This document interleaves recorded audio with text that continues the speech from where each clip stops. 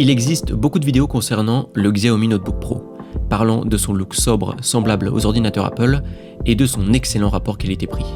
Mais aujourd'hui, nous allons aborder sa compatibilité macOS et mes retours après pratiquement 2 ans d'utilisation en mode Hackintosh comme OS principal. Faisons déjà un tour de l'ordinateur lui-même. Le modèle ici présent embarque un Intel Core i5 de 8ème génération, une carte graphique M150, 8 Go de RAM et un SSD M.2 de 1 Tera qui remplace celui de base qui était de 512 Go. Une configuration assez solide donc, un peu datée, elle a déjà 2 ans, mais pas 100% compatible macOS car la carte Nvidia sera inutilisée en mode Mac et la carte Wi-Fi Intel soudée à la carte mère ne sera pas non plus opérante. Et la Wi-Fi, c'est important. Comment résoudre donc ce problème ?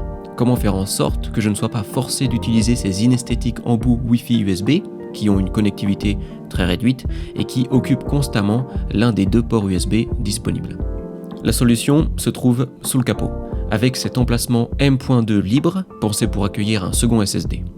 En me procurant l'adaptateur nécessaire, la carte Wi-Fi compatible macOS et des antennes de substitution, j'ai pu installer directement dans l'ordinateur le système réseau fonctionnel pour macOS. En fait, c'est assez simple, le tout s'assemble presque comme un set Lego. Il suffit de fixer l'adaptateur et la carte Wi-Fi ensemble, brancher le tout dans le port M.2, puis trouver un emplacement pour les antennes, situé ici entre la batterie et le trackpad. Ça ne demande pas beaucoup de temps, peu d'investissement, en passant par eBay et AliExpress.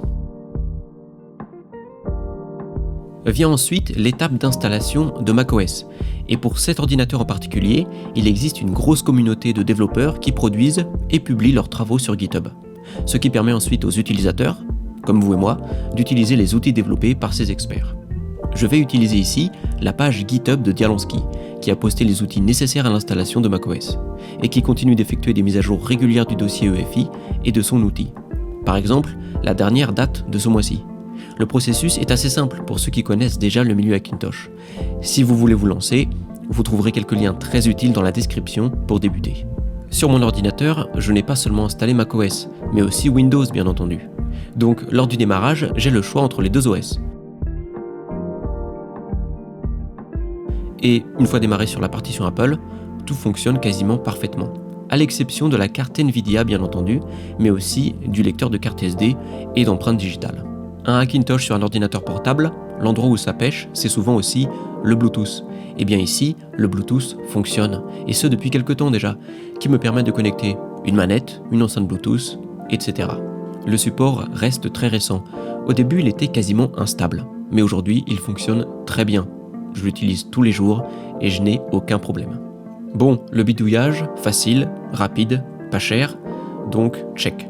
L'installation macOS, une page de support GitHub très complète et à jour, supportant macOS Catalina et simple à installer. Check. Que dire maintenant des performances ?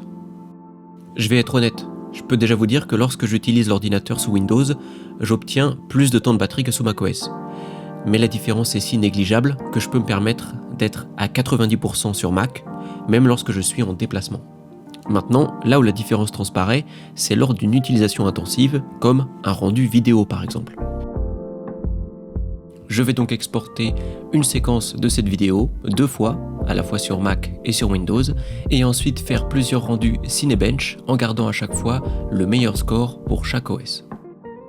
Et on peut constater sur les 2 tests que les résultats sont très similaires. C'est seulement en jeu que Windows 10 aura un avantage avec la carte Nvidia.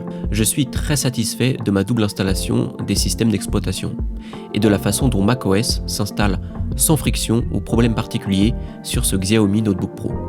En achetant cet ordinateur, je prévoyais d'en faire un Hackintosh et la communauté existante qui bidouille et propose des outils pour cet ordinateur permet d'ajouter un niveau de personnalisation et de modification que peu d'autres ordinateurs ont. On se retrouve rapidement pour une prochaine vidéo. C'était Georges, à très bientôt.